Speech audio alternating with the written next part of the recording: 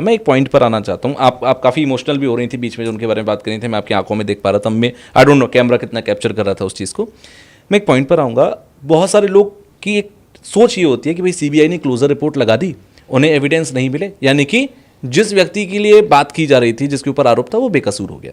जितना मेरा एक्सपीरियंस कहता है इन्वेस्टिगेशंस का या फिर सीबीआई का, मेरा मानना यह है कि एविडेंस ना मिलना ये कभी प्रूफ नहीं करता कि जिसके ऊपर आरोप लगा वो आरोपी या फिर वो दोषी नहीं था।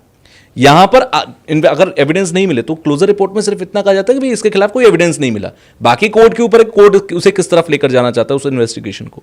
तो अभी जो लोग ये सोच रहे हैं कि भाई सुशांत के केस में रिया चक्रवर्ती या जो आरोपी इनके परिवार की तरफ से बनाए गए उनके खिलाफ अगर एविडेंस नहीं मिल रहा है, तो यहां पर एविडेंस ना मिलना, जो आपने शुरुआत में एक बात कही थी, वो मेरे दिमाग में अभी बिल्कुल सेट होती है, एक अलाइन होती है कि एविडेंस ना मिलना, क्योंकि आपने शुरुआत में कहा कि भाई जब इतनी सारी आप लापरवाहियां करेंगे, लोकल पुलिसिंग करेगी, तो फिर वहां पर एविडेंस कैसे मिलेगा। ये आरुषि तलवार मर्डर केस में भी हुआ था, उस वक्त पे भी एविडेंस नहीं मिले क्योंकि लोकल पुलिस ने, नोएडा पुलिस ने उसको बहुत अच्छे तरीके से इन्वेस्टिगेट नहीं किया शुरुआती तौर पर। आपका क्या टेक है? आपको लगता है कि ये एविडेंस ना मिलना या क्लोजर रिपोर्ट में सीबीआई का 5 साल बाद भी ये कहना कि भाई इतना समय बाद भी हमें एविडेंस नहीं मिल रहा, ये यही वजह है कि बहुत ही स्मार्टली, क्योंकि बहुत बड़े लोग बॉलीवुड के, बहुत बड़े लोग पॉलिटिकल पार्टीज के और जिनकी सरकार उस वक्त पर थी, अगर वो इन्वॉल्व रखेंगे तो एविडेंस कैसे मिलेगा? देखिए, मैंने आपको बताया ना कि आपको याद होगा कि एक डर और भय का माहौल था महाराष्ट्र में। महाराष्ट्र में लोग डरते थे उस समय की सरकार के बारे में बात करने में। सिर्फ महाराष्ट्र नहीं, दिल्ली में भी लोग डर जाते थे। एग्जैक्टली, दिल्ली में डर जाते थे और लोगों के ऊपर एफआईआर, दूसरे राज्यों में भी एफआईआर हुई है। और कोई बड़ी बात नहीं, हमारे कमेंट बॉक्स में भी बहुत सारे लोग वो आ जाएं। मैं आपसे सिर्फ ये कह रही हूँ कि क्या ये जितना एक एटमॉस्फेयर जो बनाया गया, एक माहौल बनाया गया, सुशांत सिंह राजपूत के केस में जो बोल रहा है, जेल भी जाएगा, मारा भी जाएगा, पीटा भी जाएगा और दफ्तर भी तोड़ा जाएगा, उसकी रोजी रोटी तोड़ दी जाएगी, उसको बर्बाद कर दिया जाएगा, मतलब एक हिटलर शासन की तरह, एक ऐसी सरकार की तरह उस समय लोग काम कर रहे थे। और सब कुछ तो छोड़िए, उस समय के मुंबई पुलिस कमिश्नर परमवीर सिंह, अनिल देशमुख, ऐसा नहीं लग रहा था कि वो एक राज्य की सरकार के इतने बड़े लोग हैं, जो एक पुलिस का मुखिया या एक सरकार में बैठे अनिल देशमुख साहब जो उस समय के होम मिनिस्टर थे, जिस तरीके से ये काम कर रहे थे, ऐसा लग रहा था कि इनको रोज एक स्क्रिप्ट दे दी जाती है, टूल किट कि आज ये करना है। मतलब आप सोचो कि एक होम मिनिस्टर साहब सचिन वाजे, मुझे आज भी याद है, इस केस के कुछ दिन पहले ही सचिन वाजे को वापस नौकरी पे रखा जाता है, ही वाज सस्पेंडेड समथिंग। उसको क्या जरूरत थी वापस रखने की? इन्वेस्टिगेशन के कुछ दिन पहले ही सचिन वाजे को वापस केस में लाने की। और जो अंबानी साहब के घर के बाहर जो हुआ था, आपको याद होगा, सचिन वाजे उसकी इन्वेस्टिगेशन कर रहा है, बहुत सारे ऐसे नाम, और परमवीर सिंह जिसके इशारे पे काम कर रहे थे, या अनिल देशमुख साहब जिसके इशारे पे काम कर रहे थे, या उस समय की सरकारें जो करा रही थी, ये नॉर्मल नहीं था। और मैं आपको फिर कह रही हूँ कि जैसे आपने कहा ना कि अगर केस में सबूत ना मिले, 15 दिन तो आपको ने पूरा मौका लिया, 15 दिन, 20 दिन, 1 महीना, आपने पूरा मौका लिया। आपने किस तरीके से फ्लैट को खाली कराया, आपने वहां क्या किया, वहां के जो लोग थे, जो 4 लोग उस घर में रहते थे, आपने उनको उसके साथ इन्वेस्टिगेशन, मतलब आपने उस इन्वेस्टिगेशन में इंटरोगेशन नहीं किया। जो 4 लोग उनके साथ रह रहे हैं, आज वो सेट फ्री हैं, कोई कहीं नौकरी कर रहा है, कोई कहीं काम कर रहा है, कोई बड़ी फिल्म का प्रोड्यूसर हो गया है, बड़ी बड़ी फिल्में आ रही हैं। भाई ये सब सुशांत के पैसे थे, मैं आज फिर भी मानती हूँ। सुशांत सिंह राजपूत के पैसे पे अय्याशी की उनके सारे दोस्तों ने, सारे स्टाफ ने जो उनके घर में रहते थे, और सुशांत के परिवार को, क्योंकि परिवार यहाँ नहीं रहता था, जिस तरीके से मैंने मीडिया के थ्रू सुना था कि बहुत सारे सिम सुशांत सिंह राजपूत ने चेंज किए। अगर एक व्यक्ति, मैं हूँ, आप है, XYZ कोई भी है, हमें 1 महीने, 2 महीने, 3 महीने में 50 से ऊपर सिम बदलने की क्या जरूरत है? आपके पास जो नंबर होगा 5 साल से यूज कर रहे हैं, मेरे पास जो नंबर है मैं 10 साल से यूज कर रही हूँ, तो 10 साल से मैंने एक सिम यूज किया, 5 साल में आपने एक सिम यूज किया।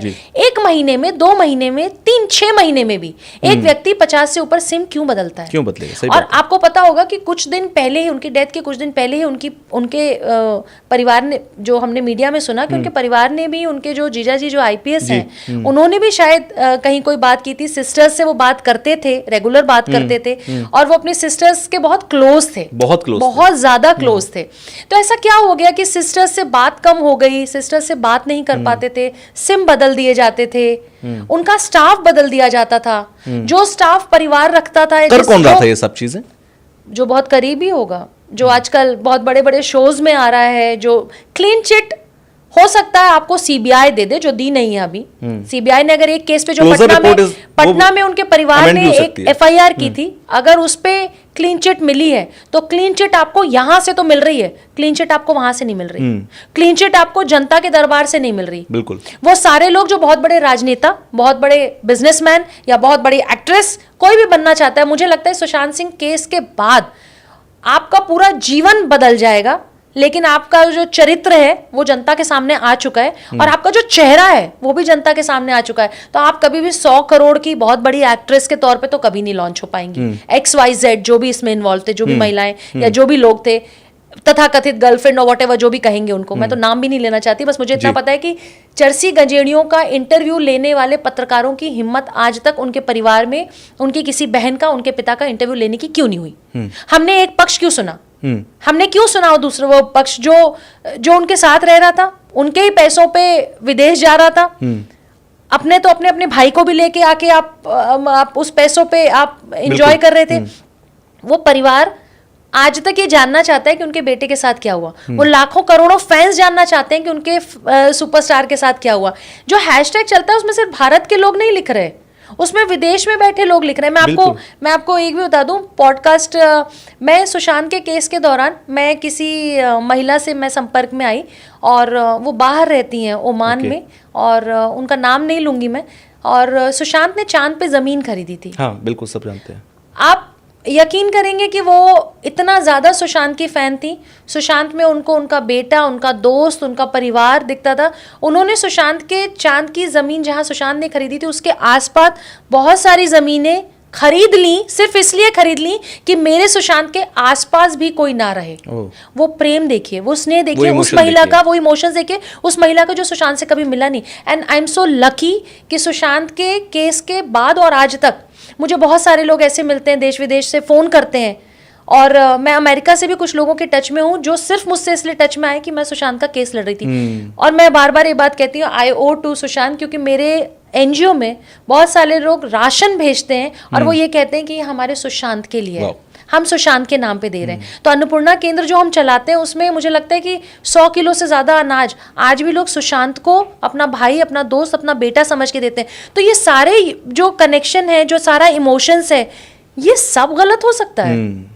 सिर्फ एक महिला जो एक चैनल पे आके बकवास करके एक स्क्रिप्टेड इंटरव्यू देके जाती है, सिर्फ एक महिला का इंटरव्यू सही है, मैं तो नहीं मान सकती, क्योंकि मैं उस पिता से मिली हूँ जिनके साथ में बैठी। बिल्कुल। और मैं कहूंगा कि बड़े बड़े स्टार्स हैं, बड़े बड़े सेलिब्रिटीज इस दुनिया में, उनके फैंस हो सकते हैं, लेकिन जिन लोगों की आप बात करें वो फैंस नहीं होते, वो लवर्स होते हैं। तो सुशांत के लवर्स आज भी जिंदा हैं और आज भी लोग इस बात को 5 साल बाद भी लोग ये कह रहे हैं कि नहीं भाई, हमें ये बात गले से नहीं उतरती।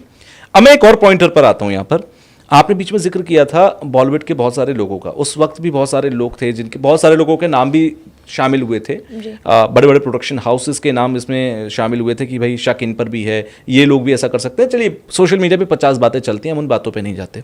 मैं इस पॉइंट पर आना चाहता हूं कि जब भी एक जैसे अभी ऑपरेशन सिंदूर हुआ देश के अंदर, ऑपरेशन सिंदूर के बाद भी ये बहस चालू हुई कि जब भाई बात होती है किसी दूसरे देश की, मिडिल ईस्ट की बात हो रही थी, जब इजराइल, गाजा, इन सब की बात हो रही थी, तब बोर्ड पकड़कर सेलिब्रिटीज खड़े हो रहे थे बॉलीवुड के और ये कह रहे थे कि भाई I am with that country, ठीक है, आइज ऑन देयर। मैं किसी भी एक जगह का नाम नहीं लेता, कोट नहीं करता। जब ऑपरेशन सिंदूर की बात होती है, बॉलीवुड के बड़े बड़े सेलिब्रिटीज, चाहे मैं खान्स की बात करूं, चाहे मैं कपूर फैमिली की बात करूं, बहुत सारे बड़े बड़े सेलिब्रिटीज जो खामोश थे। जब सुशांत की बात हुई तब भी बहुत ज़्यादा लोग बोलने को आगे नहीं आए, जबकि सुशांत ने उनके साथ फिल्में की थी, सुशांत के बहुत अच्छे कॉन्टैक्ट्स उन लोगों के साथ थे, बहुत अच्छे रिलेशनशिप बिल्ड करते थे। क्योंकि एक मुझे लगता है, वैसे भी यूपी बिहार के जो लोग होते हैं, मैं भी यूपी से बिलोंग करता हूँ, रिलेशनशिप हमेशा अच्छी लगते हैं, ठीक है, व्यवहार उनका हमेशा अच्छा होता है। तो मुझे लगता है एक शख्स जो नीचे से इतना ऊपर गया था, वो बॉलीवुड में सबके साथ अच्छे से बात करता होगा, अच्छे से रहता होगा, जो इतना हम्बल और सिंपल था, ग्राउंडेड था। क्यों वो लोग खामोश थे? ऑपरेशन सिंदूर का वक्त आया तब भी वो खामोश हैं। ये खामोशी क्या है? देखिए, मैं ये बात मैं हमेशा मानती हूँ और मैं अपने एनजीओ में बच्चों को ज़रूर बताती हूँ, पहले तो हमें इनको ना हीरो हीरोइन कहना बंद कर देना चाहिए। ये हमारे हीरो नहीं है, ये नकली मेकअप, नकली डायलॉग, नकली पर्सनैलिटी, नकली स्टंट करके हमारे हीरो बने। ये हीरो नहीं है। हीरो हमारा वो है जो ऑपरेशन सिंदूर के दौरान अपने परिवार, अपनी बीवी, अपना बच्चा, अपनी माँ की गोद को छोड़ के जाके सरहद पे हमारे लिए लड़ रहा था। तो हमारे हीरो तो वही हैं। मैं बार बार ये बात कहती हूँ कि हमें इनको सिर्फ अभिनेता अभिनेत्री के तौर पे, जैसे आप जर्नलिस्ट हैं, मैं एक्टिविस्ट हूँ, ये actor actress, this is their job. Hero नहीं है ये हीरो हीरोइन हमने बनाया है ना। हमने बनाया था, सुशांत के केस के बाद हमने ऐसे उतार दिया नीचे, और अभी नीचे ही रहेंगे। अब ये ऊपर नहीं जा सकते क्योंकि हमारी निगाह से भी गिरे हैं। क्योंकि ऑपरेशन सिंदूर जैसा एक सीरियस एक वॉर, इसको वॉर ही कहिए, जब इंडिया पाकिस्तान की एक तरह से वॉर होती है और पहलगांव में आके हमारे 26 लोगों को, सिविलियंस को मार दिया जाता है, और जो घूमने गए वहां पे, जिनकी अभी 6 दिन पहले शादी हुई है, एक नेवी ऑफिसर हैं, परिवार के लोग हैं, वहां अगर इनको मार दिया जाता है, जो घूमने गए धर्म के नाम पे, धर्म पूछा जाता है, आपको कलमा नहीं आता पढ़ना? मैं कह रही हूँ, हो सकता है आप किसी भी धर्म का व्यक्ति कोई किसी की भी इस तरह से हत्या करे, वो गलत है, उसकी निंदा करती हूँ मैं पूरी तरीके से, लेकिन जो हुआ उसको कहने में शर्माना भी नहीं चाहिए। एक धर्म का नाम पूछ के कि आप उस धर्म से नहीं है, आपको कलमा नहीं आता, आपको गोलियों से भून देंगे या सर तन से जुदा कर देंगे वहां पे। लेकिन एक भी बॉलीवुड का एक्टर एक्ट्रेसेस इस पे बोल क्यों नहीं पाए? आइज ऑन गाजा कहने वाले आइज ऑन पहलगाम क्यों नहीं कहते? और ब्लैक लाइव्स मैटर, वो ब्लैक लाइव्स मैटर की तख्तियां लेके अमेरिका में क्या हो रहा है इसकी चिंता है, भारत में क्या हो रहा है उसकी चिंता नहीं है। भारत का मुकुट है जम्मू एंड कश्मीर, कश्मीर में क्या हो रहा है? हमारे मुकुट पे गोलियों से दागा जा रहा है, मतलब महिलाओं के सिंदूर के साथ खिलवाड़ हो रहा है। नई नई शादीशुदा बच्चियां वहां गई हैं, परिवार वहां गए हैं, छोटा बच्चा अपने सामने अपने बाप को मरते देख रहा है, दम तोड़ते देख रहा है। आपको शर्म नहीं आई और आप उस पर बोल नहीं पाते, और आपको भारत में रह के शर्म आती है। I am ashamed as Hindu. लोग तख्तियां लेके खड़े हो जाते हैं, नकली तख्तियां लेके। तो मैं इसलिए कह रही हूँ कि पहले ये नकली लोग हैं, इनको इनकी औकात में रखना हमें अब आना चाहिए। मैं तो हमेशा अपने बच्चों से कहती हूँ कि बेटा, तुम्हारे हीरो और हीरोइन वो हैं जो तुम्हारे जल थल वायु सेना, तुम्हारी पैरामिलिट्री फोर्सेस जो तुम्हारे लिए काम कर रही है। हम यहाँ सुरक्षित इसलिए हम इसलिए सांस ले रहे हैं क्योंकि हमारे हीरोज वहां खड़े हैं। बिल्कुल। लेकिन ये नकली लोग हैं, ये हमें बेवकूफ बना के अपनी फिल्में करते हैं, हमारे पॉकेट का हार्ड अर्न मनी पैसा लेते हैं, करोड़ों रुपए कमाते हैं, बड़े बड़े घर गाड़ी बंगले लेते हैं, खरीदते हैं, फिर हमारे साथ ये फोटो खिंचवाने में इनको प्रॉब्लम है। इनको बाहर पसीना आता है, इनको स्वेटिंग होती है, ये बहुत दूर तक बाहर रह नहीं सकते, इनको जाके अपने एसी वैन्स में बैठ जाना होता है, पब्लिक के बीच में मिलना नहीं होता है। पब्लिक के ही पैसों से आप वहां तक पहुंचे हैं, और आपको पब्लिक के पैसों से वहां जाने के बाद, करोड़पति बनने के बाद, आप अपने एसी कमरों से बाहर नहीं आ पाते। और एसी कमरों में बैठ के तख्ती लगा के वो नकली हीरोइनों की तरह, नकली एक्ट्रेसेस की तरह आप खड़े हो जाते हैं वहां पे ब्लैक लाइव्स मैटर बोलने के लिए। आपको शर्म नहीं आती कि आपके देश में इतना बड़ा हादसा हो गया, आप उस पर बोल नहीं पाए, आप उस पर लिख नहीं पाए? और लिखे क्या? 2-4 बेशर्मों ने लिखा है, 2-4 बेशरम एक्टर एक्ट्रेसेस ने लिखा कब है? जब सीज फायर हो गया है। मतलब इतनी बड़ी घटना घट गई, लोगों की, मैं देख रहा था, oh my God, thank God, इस तरह की सीज फायर हो गया। बिल्कुल, लोगों के पार्थिव शरीर जो है वो उनके घर भेजे जा रहे हैं। वॉर शुरू हो गई है, बहुत सारे हमारे सैनिक भी, कुछ हमारे सैनिक भी, उन्होंने भी अपना, बहुत शहीद हुए, उन्होंने अपना जीवन खोया, परिवारों ने अपना बेटा खोया, माओ ने अपना बेटा खोया, महिलाओं ने अपना सिंदूर खोया, बच्चों ने अपना पिता खोया। इसके बावजूद ये बेशर्म लोग लिख नहीं पाए। जिस दिन सीज फायर होता है, ये मैं ताज्जुब में उस दिन था जिस दिन मैंने ट्विटर पर देखा कि अमिताभ बच्चन साहब कई दिनों तक ट्वीट कर रहे थे, इसी के बारे में ट्वीट कर रहे थे, लेकिन सिर्फ ... ब्लैंक ट्वीट छोड़ दे रहे थे। लोगों ने कहा भी कि बच्चन साहब कुछ बोल दीजिए, खाली छोड़ने का क्या मतलब है? लगातार ब्लैंक ट्वीट्स, डेली एक ब्लैंक ट्वीट किया जा रहा था। ये सदी के नायक है। व्हाई? ये सदी के नायक है। मैं ये सवाल पूछती हूँ, ये सदी के नायक है। कोई भी हीरो, कोई भी हीरोइन, कोई भी एक्टर एक्ट्रेसेस ये सदी के नायक हैं। ये वो लोग हैं जिनको पता है कि हम एक छोटा सा ऐड कर देते हैं तो उसका प्रभाव पूरे देश विदेश पड़ता है। हम 2 लाइन लिख नहीं पा रहे हैं। कितने नंबर का ट्वीट है ये तो आप जरूर लिखते हैं, ट्वीट नंबर फलाना, ट्वीट नंबर ढकाना, आप ये लिखने की क्षमता रखते हैं, लेकिन आप सीज फायर पे लोग लिख रहे हैं। जो 10 दिन घटना घटी है, पहलगाम में 22 मई को घटना हुई है, इसके बावजूद लगातार जितनी हमारी इंडियन आर्मी जाके वहां पे लड़ रही है, हमारी बहादुर बेटियां जाके वहां पे लड़ रही हैं। 2 बहादुर बेटियों ने ऑपरेशन सिंदूर को जिस तरीके से पब्लिक में आके प्रेस कॉन्फ्रेंस की और बताया, शर्म नहीं आई, आप बोल नहीं पाए। और इसके बाद आप चाहते हैं कि हम आपको करोड़पति बनाएं, हम आपको 100 करोड़ की किटी में लेके जाएं। किसी अनाथ आश्रम में जाके 100 रुपया दान दे दीजिए, लेकिन इनकी फिल्में देखने मत जाइए। मैं बार बार ये बात कहती हूँ। इंडियन आर्मी को सपोर्ट करना है, आप उसको सपोर्ट करिए। गवर्नमेंट अगर किसी तरीके सपोर्ट आम जनता से चाहती है जी, हम लोग अपने टैक्स से और 100, 200, 400, 500 रुपए देने के लिए राजी हैं, लेकिन हम अपना पैसा इन धूर्तों को बिल्कुल नहीं देना चाहते, इन बेईमानों को बिल्कुल नहीं देना चाहते जो हमारे मतलब सीज फायर पे आप लिख रहे हैं, लेकिन आपने 10 दिन क्यों नहीं लिखा? आप सोचिए कि पाकिस्तान को मैं देख रही थी कि पाकिस्तान के जो एक्टर एक्ट्रेसेस हैं, जो पाकिस्तान के अभिनेता अभिनेत्री हैं, वो सारे के सारे इंडिया के बारे में लिख रहे हैं, हमारे इंडियन आर्मी के बारे में उल्टा सीधा लिख रहे हैं। वहां के लोगों को बुलाते हैं ये यहाँ पे, हमारे यहाँ फिल्में दे रहे हैं, हमारे यहाँ सीरियल्स करा रहे हैं, हमारे यहाँ नचा रहे हैं, गवा रहे हैं, हमारे यहाँ सब बड़े बड़े प्लेटफॉर्म उनको दिए जा रहे हैं, बड़े बड़े प्लेटफॉर्म पे वो शो कर रहे हैं, हमारे यहाँ से पैसा कमा रहे हैं, वो पैसा लेके अपने पाकिस्तान जा रहे हैं, वही पैसा आतंकवाद में यूज हो रहा है। भाई आज तो मैं मानती हूँ कि पाकिस्तान का दूसरा नाम आतंकवाद है, बिल्कुल पाकिस्तान का नाम ही आतंकिस्तान है। मैं तो ये बात साफ साफ कहती हूँ, क्योंकि पाकिस्तान के एक्टर एक्ट्रेसेस से चले इतना दम तो है कि वो अपने कंट्री के साथ स्ट्रांगली खड़े हैं। हमारे अभिनेता अभिनेत्रियों के साथ दम ही नहीं है कि वो स्ट्रांगली खड़े हों। आपको हमारी इंडियन आर्मी को जो प्रेस करना आप नहीं प्रेस कर पा रहे हैं, हमारी गवर्नमेंट की तारीफ करनी है। अरे भाई मैं ये बात मानती हूं कि कोई मोदी जी का फैन हो सकता है, कोई राहुल गांधी का फैन हो सकता है, कोई मायावती का फैन हो सकता है, कोई केजरीवाल साहब का फैन हो सकता है। इंडिया की जो गवर्नमेंट आज है, आप उसकी तारीफ नहीं करेंगे। आज प्रधानमंत्री की तारीफ नहीं होगी, आज गृह मंत्री साहब की तारीफ नहीं होगी, आज रक्षा मंत्री साहब की तारीफ नहीं होगी, आज अजीत डोभाल साहब की तारीफ नहीं होगी। क्यों नहीं होगी? अगर आप किसी को पसंद नहीं भी करते, उस माइंडसेट को नहीं पसंद करते, हो सकता है आप लेफ्ट हो, कम्युनिस्ट हो, आप कांग्रेस को पसंद करते हो, तो भी भारत की जो सरकार आज है, जिसको 140 करोड़ की जनता ने चुना है, आप उसकी तारीफ क्यों नहीं करेंगे आज? क्योंकि ये जो कुछ भी हुआ है, कहीं ना कहीं भाई पहले भी तो सेनाएं थी, सेना तो पहले भी यही पराक्रम दिखा सकती थी, वो पहले भी शूरवीर थे, आज भी शूरवीर हैं। लेकिन जो सरकार बैठी है, जो ये कहती है कि खुल के जाइए, इस्लामाबाद तक मार के आइए, ये बहुत बड़ी बात है। और मैं तो तारीफ करूंगा यहाँ पर पॉलिटिकल पार्टीज की जो अपोजिशन में है, कम से कम उन्होंने खुलकर बोला कि हम गवर्नमेंट के साथ हैं इस सिचुएशन में, बात की बात बाद में करेंगे। मैं तो ओवैसी साहब की भी तारीफ करना चाहती हूँ, मैं शशि थरूर साहब की तारीफ करना चाहती हूँ। अभी जो डेलीगेशन विदेश गया है, जिस तरीके से इन्होंने धूल चटाई, मैं कल शशि थरूर साहब का इंटरव्यू देख रही थी, मैं ओवैसी साहब का इंटरव्यू लगातार पिछले, देखिए मतभेद हो सकता है, मतभेद नहीं हो सकता। जब देश की बात आएगी तो मतभेद हो सकता है, लेकिन जब देश की बात आएगी तो मनभेद भी नहीं हो सकता, मतभेद भी नहीं हो सकता। आप हो सकता है पॉलिटिकल पार्टीज हैं, इलेक्शन के समय में आप मतभेद कर रहे हैं, एग्जैक्टली। जब देश की बात आ गई, आप हर 5 साल में लड़िए, बिल्कुल कोई दिक्कत नहीं है, आप जिसको चाहिए उसको वोट दीजिए। लेकिन जब देश की बात आएगी, जब भारत माता की बात आएगी, जब हमारी फोर्सेस की बात आएगी, हम अपने फोर्सेस के साथ खड़े होंगे। मैं तो ये सोचती हूँ कि जो फोर्सेस जाके वहां पे लड़ रही हैं, हमें उनका मनोबल बढ़ाना चाहिए। वो अपना परिवार पीछे छोड़ के गई हैं। और बॉलीवुड के वो सारे लोग, कोई छुट्टी मनाने गया है, कोई कहीं गया हुआ है, कोई अपने AC 7 स्टार कमरों और होटलों में बैठा हुआ है, लेकिन किसी की हिम्मत नहीं है अपनी इंडियन आर्मी की तारीफ करने के लिए। आपसे अच्छे तो पाकिस्तान के वो एक्टर एक्ट्रेसेस हैं जो अपने देश के साथ तो खड़े हैं, भले वो आतंक वाले देश में रह रहे हैं, भले वो ऐसे देश में रह रहे हैं जिनका काम ही है बम फोड़ना।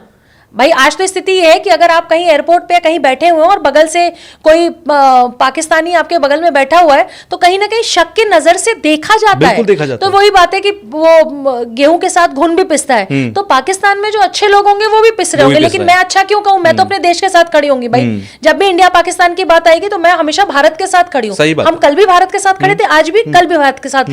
लेकिन युवाओं को ये बात समझने की बहुत जरूरत है कि आपको अपना हीरो किसको चुनना है। मैं बार बार कह रही हूं, don't call them hero and heroine, call them actor and actresses. ये वो नौकरी है उनकी, बिल्कुल, वो एहसान नहीं कर रहे, वो जॉब कर रहे हैं। हमने उनको भगवान बना रखा है। एक सेल्फी के लिए हम मरे जाते हैं, हम लाइन में लगे जाते हैं, वो हमें धक्का भी दे देते हैं। कई बार इस तरह के बहुत सारे आपने देखे होंगे वीडियोस आए, जिसमें कोई हीरो हीरोइन जा रहे हैं, एक्टर एक्ट्रेसेस जा रहे हैं, बगल से कोई जा रहा है तो उनका बॉडीगार्ड धक्का दे देगा, नहीं फोटो खिंचवाएंगे। कहीं फिल्म की शूटिंग चल रही है तो भी छोड़ दो ना, है कौन वो? आप जाइए ना देश में, लाल बहादुर शास्त्री जी का परिवार रहता है, उनके साथ फोटो खिंचवाइए। आप कलाम साहब के भाई के साथ फोटो खिंचवाइए, आप उन परिवारों के साथ फोटो खिंचवाइए ना जिन्होंने मतलब शूरवीर योद्धा दिया है देश को। नकली हीरो हीरोइन के, नकली एक्टर एक्ट्रेसेस के पीछे क्या घूम रहे हैं? और सबसे बड़ी बात, ऑपरेशन सिंदूर में फिर से इन लोगों ने जता दिया कि इनके लिए ना बाप बड़ा ना भैया, सबसे बड़ा रुपया। इनको जहां से नोट मिलेगी, इनकी फिल्में पाकिस्तान में भी चलती हैं, भाईजान भाईजान भाईजान। बहुत सारे इस तरह की फिल्में बन रही हैं जो उनको वहां माना जाता है, उनको वहां पूजा जाता है, उनको वहां पूछा जाता है। बाहर की कंट्रीज में इनको इनसे पैसे कमा, ये लोग पैसे कमा रहे हैं तो ये खुश है, इनको सिर्फ पैसा चाहिए, इनको अपने देश से, इनको क्यों, अगर इनको अपने देश से कुछ होता तो एक ट्वीट लिखने में 2 सेकंड लगता है, सही बात ट्वीट है। लिखना इतनी बड़ी बात थी। तो ये बेशरम लोग हैं, मैं तो हमेशा से कहती हूँ, और ये हमारे युवाओं को बरगला रहे हैं, ये हमारे युवाओं को बरगला रहे हैं।